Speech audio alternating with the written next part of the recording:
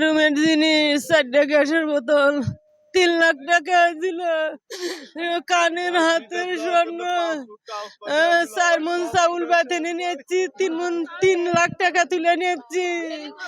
একটাও ছল বাঁচাবার যায় না, বাইকের হয়নি।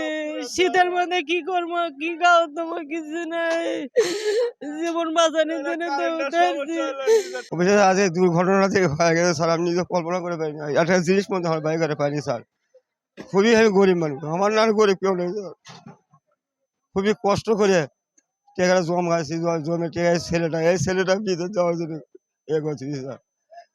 সে টেকার আগে যে টেকা ঘর বাড়ি পুড়ে শেষ হয়ে গেছে স্যার।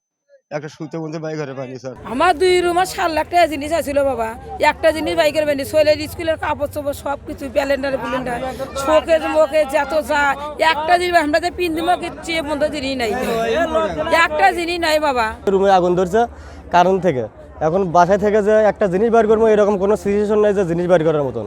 আর আমি বিদেশ যাবো, আমরা এই বাসারই 2-3টে ভাড়াটি আছে, আমরা বিদেশ যাবো। বিদেশ যাওয়া ভেবে কিছু টাকা 2-2.5 লাখ টাকা ম্যানেজ করে রেখে দিয়েছিলাম, সে টাকা আর জিনিসপাতি সহ কিছু বের করতে পারিনি আমরা। কি বুঝলেন ভাই? অনলি যেটাই চাই। বাড়িওয়ালারা বাড়ি ঘর করে, রাস্তাঘাট কোনো কিছু নাই।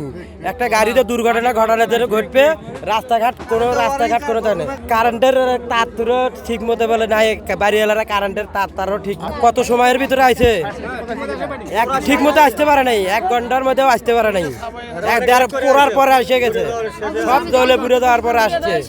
এভাবে আমরা তো সকালবেলা তো খাইতে করে 8টায় ডিউটি চলে গেছি, বাসায় কেউ ছিল না, না থাকাকালীন মনে করেন আগুন টাগুন লাগে একবারে পুড়ে সার্কাস হচ্ছে। এখন শুধু মনে তো বাইক করা যায় না।